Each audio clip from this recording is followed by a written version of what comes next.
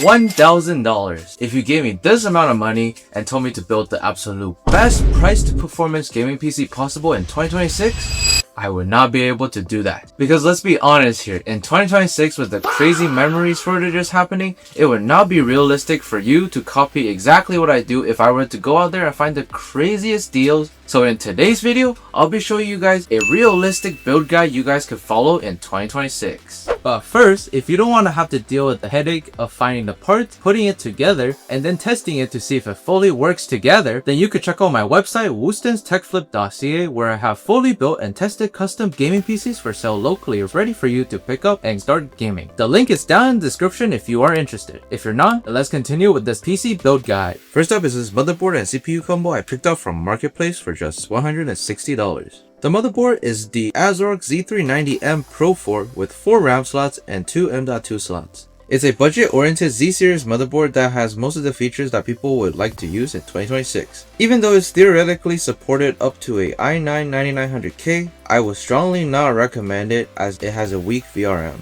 So that also means I would not be and would not recommend doing any overclocking on this Z390 motherboard. And it's not going to be possible with the CPU it's paired with anyways, because it is the i7-9700 8-core 8-threaded CPU. It has a base clock of 3 GHz and can boost up to 4.7 GHz. From past experiences, it should be similar performance as a Ryzen 7 3700X but with 8 less threads, which in 2026 is still absolutely fine for entry-level workstation tasks and gaming while multitasking. On top of that, since it is a non-K chip with a locked 65W TDP, it's going to run cool and stable with the Z390 motherboard. And to ensure that it gets properly cooled, I have this Ocipus Delta A40 tower cooler that I bought from Amazon for just $23-ish after taxes. It's a 120mm 4 copper heat pipe tower cooler with a max rated TDP of 220 watts. So it'll absolutely get the job done, and it looks better than the popular Thermalright option YouTubers keep recommending. Now, because the i7 does not support overclocking, the official max supported speed for the RAM is just 2666 megatransfer.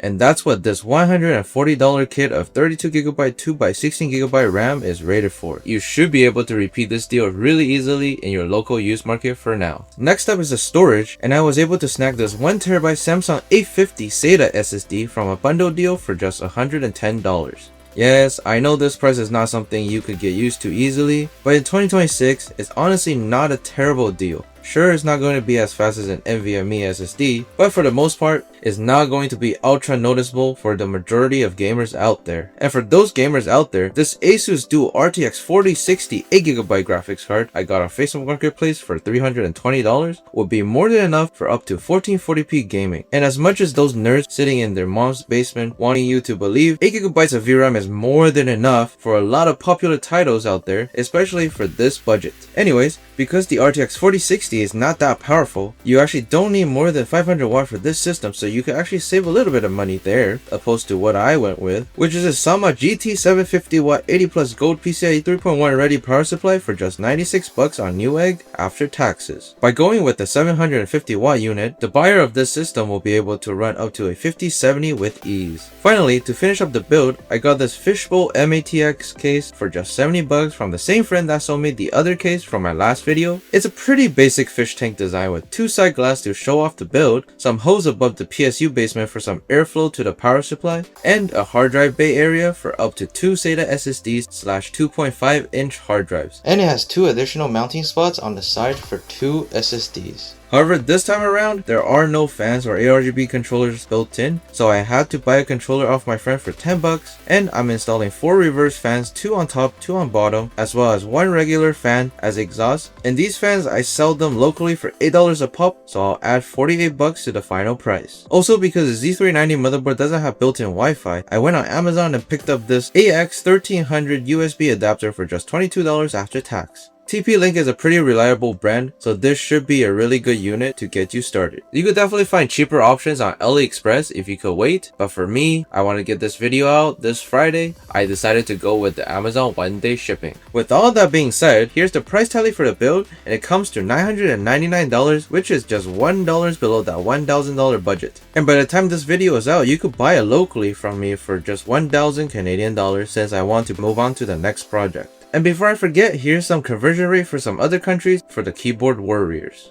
Now with the price breakdown out of the way, it's time to see what the machine can actually do. So I'll leave you guys with the benchmarks and I'll catch you guys in the next one.